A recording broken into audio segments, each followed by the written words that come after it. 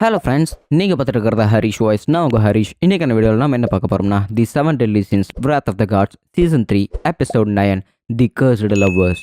எபிசோடோட ஸ்டார்டிங்லேயே கேம்லோட தலைநகரத்தை தான் கட்டிட்டு இருக்காங்க. அந்த இடத்துல ஏகப்பட்ட கிரே டீமன் மான்ஸ்டர்ஸ், அவர் ரெட் டீமன் மான்ஸ்டர்ஸ் எல்லாமே அங்கே இங்கேயும் சுற்றிக்கிட்டு இருக்குது. மக்கள் எல்லாருமே அவங்க சுயநினைவு வளர்ந்து அவங்க பாட்டுக்கு ரோட்டில் அங்கே இங்கேயும் தெரிஞ்சுக்கிட்டு இருக்கிறாங்க. அண்ட் அதே சமயத்தில் ஒரு வேம்பயர் ஐபால் மான்ஸ்டர் பார்த்தீங்கன்னா அந்த இடத்துல சுற்றிக்கிட்டு இருக்குது.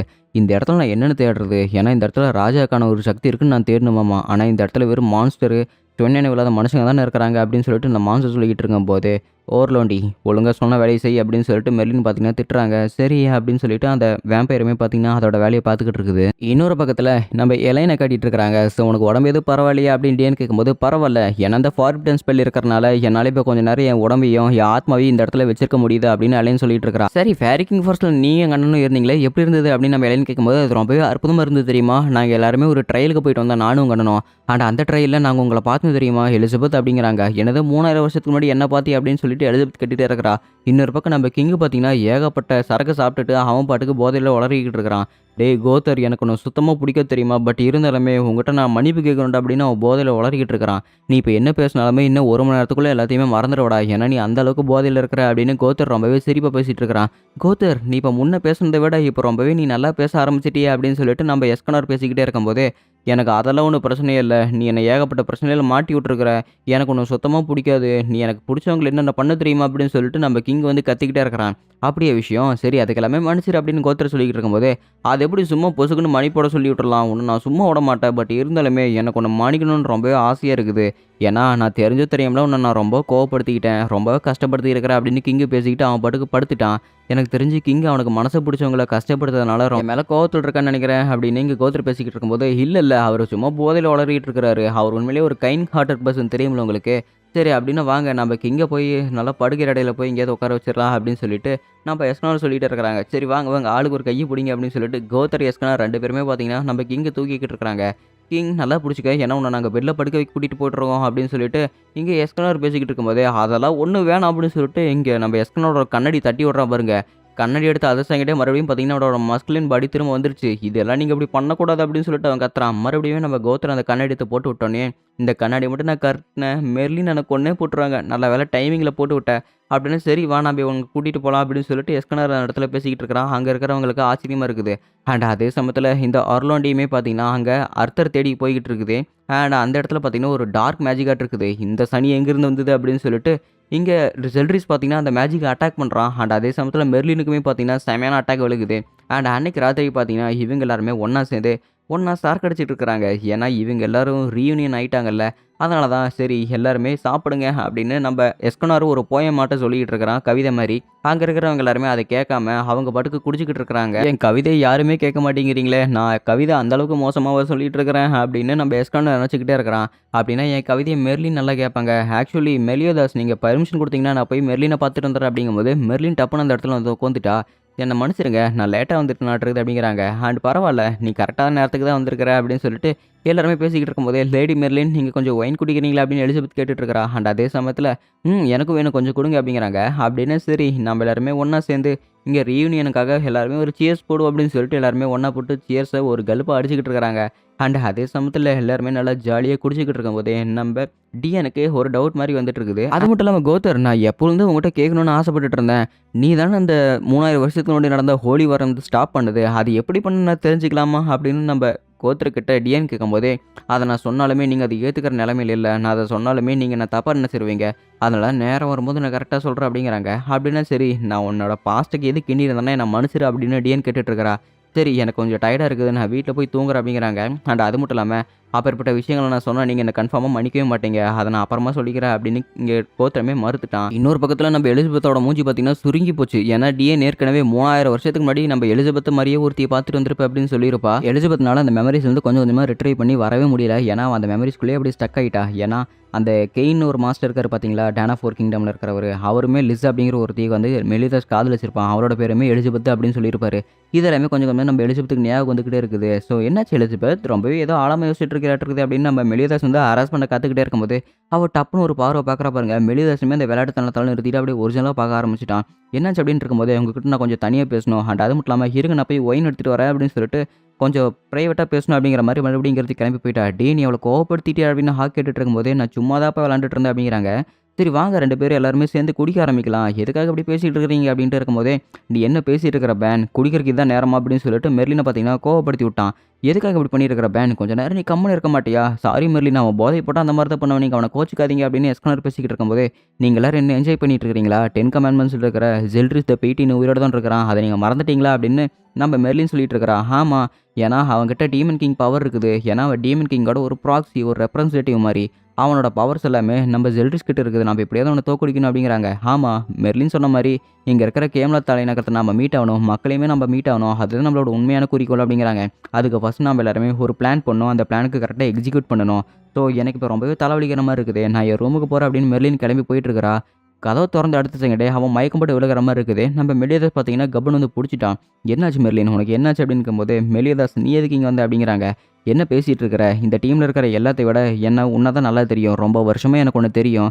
நீ கிங் அர்த்தரை கண்டுபிடிக்கிறதுக்காக தான் போயிருப்பேன்னு எனக்கு நல்லாவே தெரியும். ஏன்னா நீ கேமில் தலைநகரத்துலலாம் அவ்வளோ இஷ்டம் காட்டவே மாட்டேன்.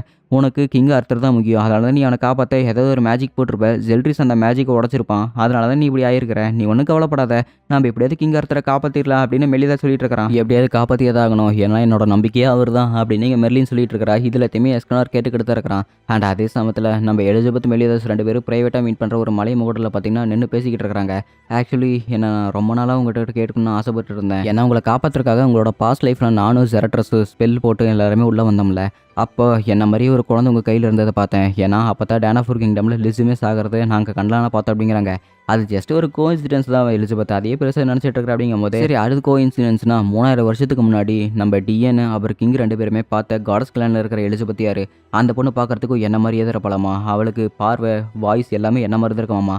அதை பற்றி நீங்கள் என்ன நினைக்கிறீங்க? எதுக்கு மெலிதாஸ் இப்படி சைலண்டாக இருக்கிறீங்க? தயவு செஞ்சு அதை சொல்லுங்கள். உங்களுக்கு தெரிஞ்சதுன்னா ஏதாவது என்கிட்ட சொல்லுங்கள். ஏன்னா முதல் தடவை அந்த டைரி நான் பார்க்கும்போது மறுபடியும் நீ எப்படி இங்கே வந்த அப்படின்னு சொல்லிட்டு அவள் என்கிட்ட கேட்டா.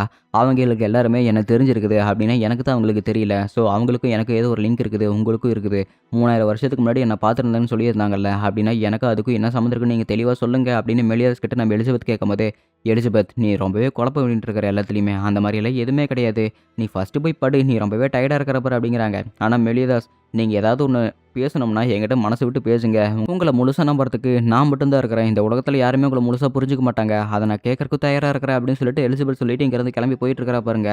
நம்ம எலிசபெத்துமே திரும்பி சிரிச்சிட்டு அவள் பாட்டுக்கு முன்னாடி போயிட்டு இருக்கிறா. நீ கேட்கறதுக்கு தயாராக இருக்கிற எலிசபெத், ஆனால் சொல்கிறதுக்கு நான் தயாராக இல்லை அப்படின்னு மெலிதாஸ் வானத்தை பார்த்துக்கிட்டு அவன் பாட்டுக்கு மனசுக்குள்ளே பேசிக்கிட்டே இருக்கிறான். இன்னொரு பக்கம் நம்ம மெர்லினுக்கு பார்த்தீங்கன்னா ஜுரம். ஏன்னா நேற்று நைட்டு அவன் ஜெல்ட்ரிஸோட மேஜிக் பிரேக் பண்ண உள்ளே போயிருப்பா. ஆனால் அந்த பவர் ரொம்பவே சக்தி வந்ததுனால இவளுக்கு உடம்பு சரியில்லாமல் போயிடுச்சு. அண்ட் அதே சமயத்தில் நம்ம எலிசபெத்தை ஹீல் பண்ணுறதுக்காக கூப்பிட்டுருக்காங்க. வாவ் லேடி எலிசபெத் உங்களால் இதை கூட பண்ண முடியுமா அப்படின்னு சொல்லிட்டு எஸ்கனார் ரொம்பவே ஆச்சரியமாக பார்த்துட்டு இருக்கிறான். சரி இவனை நான் ஹீல் பண்ண ட்ரை பண்ணுறேன் அப்படின்னு அவளோட பவர் மூலமாக மெர்லினை ஹீல் பண்ண போயிட்டு இருக்கிறா பாருங்க. அதே சமயத்தில் ஜெல்ட்ரிஸோட டார்க் மேஜிக்குள்ளே அவளுமே பார்த்தீங்கன்னா இழுக்கப்படுறா. இது என்னது, இந்த இடம் முழுக்கவே ஒரு இருட்டாக இருக்குது. அண்ட் அது மட்டும் இல்லாமல் இந்த டார்க் இருக்கிற இடம் எல்லாமே ரொம்பவே பவர்ஃபுல்லாக இருக்குது, மேஜிக்கெல்லாம் நிறைய இருக்குது அப்படின்ட்டு இருக்கும்போது, அடேங்கப்பா மறுபடியும் யாரையும் நான் மீட் பண்ண வந்திருக்காங்களாட்டு இருக்குது. பார்த்து ரொம்ப நாள் ஆச்சு எலிசபெத் அப்படின்னு சொல்லிட்டு ஜெல்ட்ரிஸ் கூப்பிட்றான். எதுக்காக அப்படி சொல்லிட்டு இருக்கிறீங்க? என்னை பற்றி உங்களுக்கு எல்லாமே தெரியுமா? தெரிஞ்சு அப்படி ஏதாவது சொல்லுங்க அப்படின்னு சொல்லிட்டு எலிசபெத் சொல்லிட்டு இருக்கிறா. பைத்தியகரத்தனமாக பேசிட்டு இருக்காத. நீ இன்னும் என் தம்பி மெலியாஸ் கூட தானே இருக்கிற. இன்னும் அந்த சாபம் என் தம்பி விட்டு போகவே இல்லை. நீ எப்பவுமே என் தம்பி கூட தானே இருக்கிற அப்படின்னு சொல்லிட்டு ஜெல்ட்ரிஸ் பிடிச்சி திட்டிகிட்டு இருக்கிறான். என்னது உன் தம்பியை? மெலிதாசனோட தம்பி அப்படிங்கிறாங்க. ஆமாம் மெலிதாஸ் என்னோட தம்பி தான். உங்கள் காடஸ் கிளானில் இருக்கிற சாபத்தினால தான் என் தம்பி இன்னும் உங்களுக்கு கீழே இருக்கிறான். எனக்கு அதெல்லாம் கேட்க கேட்க கடுப்பாக இருக்குது அப்படிங்கிறாங்க. என்னது காடஸ் கிளானா? எனக்கு நீ சொல்கிறது ஒன்றுமே புரியல அப்படின்ட்டு இருக்கும்போது, ஆமாம் கடந்த 3000 வருஷமாக நீ திரும்ப திரும்ப மறுபிறவி எடுத்துக்கிட்டு மெமரியே இல்லாமல் என் தம்பி மெலிதாஸ் கிட்ட நீ வந்துக்கிட்டே இருக்கிற. அவனுமே ஏற்றுக்கிட்டே இருக்கிறான். எனக்கு இதெல்லாம் பார்க்குறக்கு உண்மையிலே ரொம்பவே டென்ஷனாக இருக்குது அப்படின்னு ஜெல்ட்ரிஸ் பேசிகிட்டு இருக்கிறான். இதை கேட்கும்போது நம்ம எலிசபெத்துக்கு ரொம்பவே ஆச்சரியமாக இருக்குது. ஏன்னா 50-60 தடவை திரும்ப திரும்ப மறுபிறவி எடுத்து நம்ம மெலிதாஸ் கிட்ட வந்துகிட்டு இருக்கிறா. எனக்கு இதெல்லாம் கேட்கும்போது ரொம்பவே சந்தோஷமாக இருக்குது. எதுக்காக நீ சம்மந்தமே இல்லாமல் சிரிச்சிட்டு இருக்கிற அப்படின்னு ஜெல்ட்ரிஸ் கேட்டுக்கிட்டு இருக்கும்போது, ஏன்னா எனக்கு ரொம்பவே சந்தோஷமாக இருக்குது. ஏன்னா மெலிதாஸை பற்றி எனக்கு இத்தனை நாளாக என் கூட இருந்ததான் நினச்சிட்டு இருந்தேன். ஆனால் அவரை பற்றி ஒரு இன்ச்சாக எனக்கு நிறைய தெரிய வருது. ஸோ எனக்கு இதெல்லாமே தெரிய வரதான் எனக்கு இன்னும் அவரை தெரிஞ்சுக்கணும்னு ஆசை இருக்குது. அவரோட குரல், அவரோட பேச்சு, அவரோட நடவடிக்கை எல்லாமே எனக்கு தெரிஞ்சுக்கணும்னு ஆசை இருக்குது அப்படிங்கிறாங்க. அப்படின்னா சரி முழுசாக போய் தெரிஞ்சுக்க அப்படின்னு சொல்லிட்டு பார்த்தீங்கன்னா ஒரு அட்டாக் பண்ணுற பாருங்க. அவளுமே பார்த்தீங்கன்னா போய் கீழே விழுகிறா. ஸோ அந்த இடத்துல பளிச்சுன்னு ஒரு வெளிச்சம் வருது. மெர்லினுமே பார்த்தீங்கன்னா ஃபுல்லாக கிளியர் ஆகிட்டா. அப்படின்னா சரி மெர்லின் கண்ணம் முடிச்சிட்டாங்க, உங்களுக்கு எதுவுமே இல்லையே அப்படின்னு சொல்லிட்டு எல்லாருமே நல்லா விசாரிக்கும் போது எனக்கு எல்லாமே நல்லா தான் இருக்குது. ஏன்னா எலிசபெத் அவரோட பவர் யூஸ் பண்ணி என்னை காப்பாற்றினேன் அப்படிங்கிறாங்க. அண்ட் அதே சமயத்தில் உனக்கும் ரொம்பவே நன்றி எஸ்கனார் அப்படிங்கிறாங்க. நான் எதுவுமே பண்ணலையே, எலிசபெத் தானே எல்லாம் பண்ணாங்க அப்படின்னு எஸ்கனார் பேசிக்கிட்டு இருக்கிறான். எலிசபெத் நீ ஓகே தானே அப்படின்னு மெலிதாஸ் கேட்கும்போது நான் நல்லா தான் இருக்கிறேன், நான் கொஞ்சம் நேரம் வெளியே நின்று காற்று வாங்கிட்டு வந்துடுறேன் அப்படின்னு சொல்லிட்டு நம்ம எலிசபெத் பார்த்தீங்கன்னா அவ பாட்டுக்கு போகிறா. கேப்டன் எலிசபெத் என்னதான் பண்ணீங்க, அவர் ரொம்பவே டென்ஷனாக இருக்கிறா அப்படின்னு கிங் கேட்கும்போது நான் எதுவுமே அவளை பண்ணவே இல்லையே அப்படின்னு சொல்லிட்டு இங்கே மெலிதாஸ் பேசிட்டே இருக்கிறா. இன்னொரு மாடியில் வந்து பார்த்து ஹாக் எலிசபெத் என்ன பண்ணிட்டு இருக்கிற அப்படின்னு கேட்கும்போது எலிசபெத் பார்த்தீங்கன்னா வானத்தை பார்த்துட்டு அழுதுட்டு இருக்கிறா. என்னாச்சு உனக்கு தலைவலிக்குதா இல்லை டைரியா கீழே ஏதாவது இருக்குதா அப்படின்னு ஹாக் கேட்கும்போது இது அந்த மாதிரியெல்லாம் இல்லை, இது ஒரு ஆனந்த கண்ணீர், ஸோ எனக்கு இதை பற்றியெல்லாம் கொஞ்சம் கொஞ்சமே பார்த்து தெரிய வருது அப்படின்னு சொல்லிட்டு நம்ம எலிசபெத் வந்து சந்தோஷமாக இருக்கிறா. அண்ட் அதே சமயத்தில் கிங்டம் ஆஃப் லியோனஸில் இருக்கிறது எல்லாருமே அவங்களோட சூட்டை போட்டுட்டு கிளம்பிக்கிட்டு இருக்கிறாங்க. ஏன்னா கேமலோ தலைநகரத்துக்கு அவங்க போய் எப்படியாவது கிங் அர்த்தரை காப்பாற்றணும் அப்படின்னு போயிட்டு இருக்கிறாங்க. அண்ட் அதே சமயத்தில் நம்ம எலிசபெத்தோட அக்கா ஹென்ரிக்சன் அப்புறம் ட்ரேஃபஸ் 3 பேருமே சேர்ந்து எங்கேயோ கிளம்புறாங்க. சரி நீங்கள் 3 பேரும் பார்த்து பத்திரமா போயிட்டு வாங்க அப்படின்னு சொல்லிட்டு இவங்களுமே வழி அமுச்சு விட்டுருக்காங்க. அண்ட் அதே சமயத்தில் இங்கே டிஎன் கூட நம்ம எலிசபெத் பேசிட்டு இருக்கிறா. வாவ் எலிசபெத், அப்படின்னா உங்களோட பழைய மெமரிஸ் எல்லாமே உங்ககிட்ட திரும்ப வந்துருச்சா, இது ரொம்பவே சந்தோஷமான விஷயமாச்சு. அப்படின்னா சரி நம்ம போய் இது டேரெக்டாக கேப்டன் கிட்ட எப்படியாவது சொல்லி ஆகணும், வாங்க நம்ம போய் பேசலாம் அப்படின்னு சொல்லிட்டு டிஎன் கேட்டுக்கிட்டு இருக்கிறா. அண்ட் அதே சமயத்தில் இங்கே நம்ம மெலிதாஸ் பேனை காட்டிக்கிட்டு இருக்கிறாங்க. கேப்டன் நான் நிஜமாலும் இந்த மிஷனுக்கு வந்தாகணும் அப்படின்னு பேன் கேட்டுட்டு இருக்கும்போது ஆமாம் ஏன் கேட்குற அப்படிங்கும்போது ஏன்னா நம்ம மெலஸ்குலாவை கொண்டுட்டா அதுக்கப்புறம் அவளோட ஃபார்பிடன் ஸ்பெல்லுமே காணாமல் போயிரும்ல, அதுக்கப்புறம் என்னோட இலைனுமே இந்த இடத்துல காணாமல் போயிடுவா. அப்படின்னா அவளோட டைம் ஸ்பெண்ட் பண்ணுறதுக்கு கொஞ்சம் நேரமாவது எனக்கு நேரம் வேணும்ல, அதனால தான் நான் இந்த மிஷனுக்கு வரல அப்படின்னு பேன் சொல்லிக்கிட்டு இருக்கிறான். எனக்கு புரியுது பேன், அது ரொம்பவே கஷ்டமான விஷயம் தான் அப்படின்னு நம்ம மெலிதாஸ் சொல்லிட்டு இருக்கும்போது உங்களுக்கெல்லாம் அது ஒரு மண்ணாகட்டியுமே புரியாது. நீங்கள் காதலிக்கிற பொண்ணு ஒரு தடவை செத்ததுக்கப்புறம் திரும்ப மறுபிறவி எடுத்து வரும்போது அவளை மறுபடியும் சாக விடக்கூடாது அப்படின்னு நீங்கள் ஒரு தடவை நினச்சிருந்தீங்கன்னு தெரிஞ்சிருக்கும். உங்களுக்கெல்லாம் அது எங்கே தெரிய போகுது அப்படின்னு சொல்லிட்டு மெலிதாஸை பார்த்து நாக்கப்படுங்கிற மாதிரி கேட்டுட்டு இருக்கிறான். மெலிதாஸோட பார்வையிலேயே பார்த்தீங்கன்னா அவன் பேசிகிட்டு இருக்கிறான். என்னன்னு நான் உங்ககிட்ட தெளிவாக சொல்கிறேன். ஏன்னா ஒரு 2 தடவை உன் காதலி செத்ததுக்கு இவ்வளோ கஷ்டப்படுறையே, ஒரு 40-50 தடவை நான் என் காதலி இழந்திருக்கிறேன், அவளை காப்பாற்றுறதுக்காக நான் எவ்வளோ கஷ்டப்பட்டுருக்கேன்னு உனக்கு நான் எவ்வளோ சொன்னாலுமே புரியாது பேன் அப்படின்னு நம்ம மெலிதாஸோட பார்வையை பார்த்தீங்கன்னா இதில் சொல்லிக்கிட்டு இருக்குது. அண்ட் அதே சமயத்தில் ஹாக் பறந்து வந்து மெலிதாஸ் இங்கே ஒரு பிரச்சனை அப்படின்னு சொல்லிட்டு இருக்கிறா. என்னாச்சு அப்படிங்கும் போது நம்ம எலிசபெத்துக்கு ஏதோ ஆயிடுச்சு அப்படின்னு சொல்லிட்டு கத்திக்கிட்டு இருக்கிறா. ஆனால் நம்ம எலிசபெத் பார்த்தீங்கன்னா அந்த இடத்துல பதறி அடிச்சுக்கிட்டு இருக்கிறா. என்னாச்சு அப்படின்னு சொல்லிட்டு அங்கே இருக்கிற எல்லாருமே கேட்டுட்டு இருக்கும்போது நீங்கள் என்ன விடுங்க, ஏன்னா பசாட் அந்த இடத்துல ஆபத்து இருக்கிறாங்க, நான் போய் எப்படியாவது காப்பாற்றிடணும் அப்படிங்கிறாங்க. என்னது பசாடா, என்ன எலிசபெத் சொல்லிட்டு இருக்கிற அப்படிங்கும்போது எலிசபெத் என்ன பாரு உனக்கு அடையாளம் தெரியுதா இல்லையா அப்படின்னு மெர்லின் கேட்டுட்டு இருக்கும்போது மெர்லின் நல்லாவே தெரியுது, என்ன நீ பெலியா லூயில தான் இருக்கிறியா இல்லை வேற எங்கேயாவது இருக்கிறியா அப்படின்னு சொல்லிட்டு எலிசபெத் சிரிச்சு கேட்டுக்கிட்டே இருக்கிறா. இது எல்லாத்தையுமே பார்க்கும்போது இவங்களுக்கு வேற எலிசபெத் மாதிரி தெரியுது. அண்ட் அது மட்டும் இல்லாமல் எதுக்காக எலிசபெத் உன் கண்ணா அந்த மாதிரி மின்னிக்கிட்டு இருக்குது அப்படின்னு அங்கே இருக்கிறவங்க எல்லாருமே ரொம்ப ஆச்சரியமா இருக்கும்போது அங்கே எலிசபெத் பார்த்தீங்கன்னா அப்படியே மயக்கம் போட்டு விழுந்துட்டா. ஸோ அங்கே இருக்கிறவங்க எல்லாருமே நம்ம எலிசபெத்தை பெட்டு கொண்டு வந்துட்டாங்க. எனக்கு தெரிஞ்சு ஜெல்ரிஸோட மேஜிக்கை உடச்ச காரணத்தினால தான் எலிசபெத்துக்கு இப்போ கொஞ்சம் கொஞ்சமாக நினைவு திரும்பிட்டு இருக்குன்னு நினைக்கிறேன். ஸோ இது அவனோட மேஜிக்கோட ஒரு எஃபெக்ட் தான், நீங்கள் கவலைப்பட தேவையில்லை அப்படின்னு மெர்லின் சொல்லிட்டு இருக்கிறா. அப்படியா, ஆனால் எலிசபெத்துக்கு கண்ணால் அப்படி மின்னிக்கிட்டு அப்படிங்கும்போது இப்போ தான் எலிசபெத்து கொஞ்சம் கொஞ்சமாக அவளோட பழைய மெமரிஸ் எல்லாமே ரிட்ரீவ் ஆகிட்டு இருக்குது, அதாவது திரும்ப வந்துகிட்டு இருக்குது அப்படின்னு மெர்லின் சொல்லிட்டு இருக்கிறா. அப்படி அதெல்லாம் கேட்கறக்கு உண்மையாக ரொம்பவே சந்தோஷமாக இருக்குது, அவங்களுக்கு திரும்ப பழைய மெமரிஸ் எல்லாம் வரப்போகுது அப்படின்னு சொல்லிட்டு டிஎன் கத்திக்கிட்டு இருக்கும்போது டிஎன் பைத்தியக்கார மாரி பேசாத, நிலைமையை புரிஞ்சு பேசிக்க அப்படின்னு சொல்லிட்டு மெர்லின் கத்திட்டு இருக்கிறா. ஏன் என்ன பிடிச்சி திட்டிகிட்டு இருக்கிற, நான் எதுவுமே பண்ணவே இல்லையே. பாவம் எலிசபெத் எத்தனை தடவை அவங்களுக்கு மெமரிஸ் திரும்ப வரதுக்காக நம்ம மெலிதாஸ் கிட்ட போய் கேட்டிருப்பாங்க, அவர் தான் வேணும்னே போய் வெறுத்து போனார் அப்படின்னு டிஎன் சொல்லிட்டு இருக்கிறா. இப்போ அது பிரச்சனை இல்லை, இப்போ நம்ம எலிசபெத்துக்கு மட்டும் திரும்ப மெமரிஸ் ரிட்ரீவ் ஆயிடுச்சுன்னா அவ இன்னும் 3 நாளில் செத்துருவா, எனக்கு அதுதான் கஷ்டமாக இருக்குது அப்படின்னு நம்ம மெலிதாஸ் அழுதுகிட்டு இருக்கிறான். அதோட எபிசோட் முடிக்கப்பட்டது.